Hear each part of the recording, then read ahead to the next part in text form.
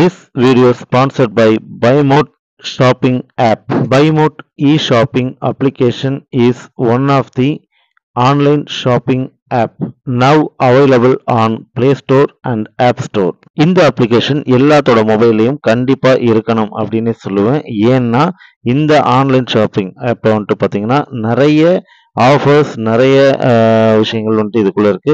கிச்சனுக்கு தேவையான அத்தனை வீட்டுக்கு தேவையான அத்தனை எலக்ட்ரானிக்ஸ் அண்ட் காய்கறிகள் எல்லாமே வந்துட்டு இதில் இருக்குது. ஸோ நமக்கு தேவையான எல்லாமே கம்மி விலையில் நிறைய ஆஃபர்ஸோடு வருது. ஸோ கண்டிப்பாக இதை நம்ம எல்லாருமே யூஸ் பண்ணிக்கணும். கண்டிப்பாக இந்த ஆப்பை டவுன்லோட் பண்ணிக்கோங்க. இந்த அப்ளிகேஷன் ஆப்போட லிங்க் வேணும்னா என்னோட டிஸ்கிரிப்ஷனில் கொடுத்துருக்கேன். கண்டிப்பாக அதை யூஸ் பண்ணிக்கோங்க. தேங்க்யூ. உலகின் பழமையான நாகரிகங்களில் சிந்து நதி நாகரிகமும் ஒன்று. இது கிட்டத்தட்ட 5000 ஆண்டுகளுக்கு மேல் பழமையானது. சிந்து நதி பாகிஸ்தான் மற்றும் இந்தியாவில் பாய்கிறது.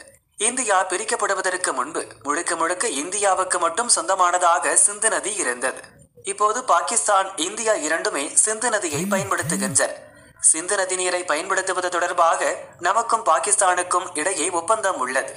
இந்நிலையில் சிந்து நதிக்கு அடியில் டன் கணக்கில் தங்கம் கொட்டி கிடப்பதை ஆய்வாளர்கள் கண்டுபிடித்திருப்பது பெரும் பரபரப்பை ஏற்படுத்தியுள்ளது.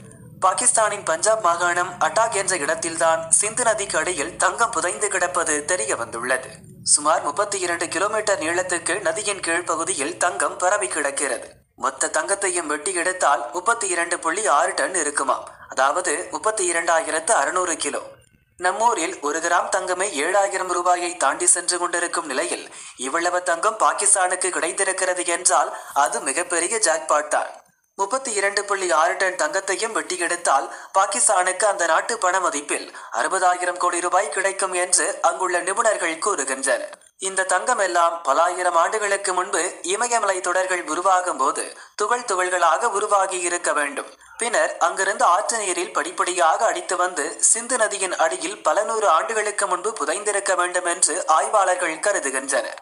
அட்டாக் பகுதியில் ஓடும் சிந்து நதி அடிவாரத்தில் 32 கிலோமீட்டர் நீளத்துக்கு தங்கம் கொட்டி கிடைக்கும் தகவல் வெளியானதும் அந்த பகுதி மக்கள் மட்டுமின்றி பக்கத்து மாவட்டங்களைச் சேர்ந்த மக்களும் குஷியாகினர். கூட்டம் கூட்டமாக சிந்து நதிக்கு படையெடுத்தனர். இப்போது குளிர்காலம் என்பதால் ஆற்றில் தண்ணீர் அளவு குறைவாகவே வருகிறது. இந்த சந்தர்ப்பத்தை பயன்படுத்தி தங்கம் வெட்டி எடுக்கும் பணியில் தீவிரமாக ஈடுபட்டனர். மண்வெட்டி முதல் பொக்லைன் இயந்திரங்கள் வரை ஸ்பாட்டில் குவிந்தன. மக்கள் தீவிரமாக சிந்து நதியை தோண்டுவதை அறிந்த பாகிஸ்தான் அரசு அதிர்ச்சியடைந்தது. உடனே பாதுகாப்பு படையை அனுப்பி மக்களை அப்புறப்படுத்தியது. தங்கம் இருப்பதாக சொல்லப்படும் பகுதியில் 144 தடை உத்தரவு பிறப்பிக்கப்பட்டுள்ளது. இருப்பினும் இந்த தங்கத்தை வெட்டி எடுப்பது பற்றி இதுவரை பாகிஸ்தான் அரசு எந்த முடிவும் எடுக்கவில்லை என்று சொல்கின்றனர். அதாவது சுரங்கம் தோண்டி தங்கத்தை வெட்டி எடுக்கவும் தங்கத்தை பிரித்தெடுக்கவும் அதிகம் செலவாகும் என்பதால் உடனடியாக முடிவெடுக்கவில்லையா.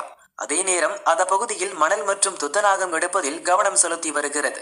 பாகிஸ்தான் இந்த தங்கத்தை எல்லாம் வெட்டி எடுத்தால் அதன் கடன் சுமை பெரிய அளவில் குறையும். பொருளாதாரத்தையும் ஓரளவு மேம்படுத்த முடியும். மக்களுக்கு வேலை வாய்ப்பு கொடுக்க முடியும் என்று ஆய்வாளர்கள் கூறுகின்றனர். சீக்கிரமே தங்கத்தை வெட்டி எடுக்கும் ப்ராஜெக்டில் பாகிஸ்தான் களமிறங்கும் என்றே எதிர்பார்க்கப்படுகிறது.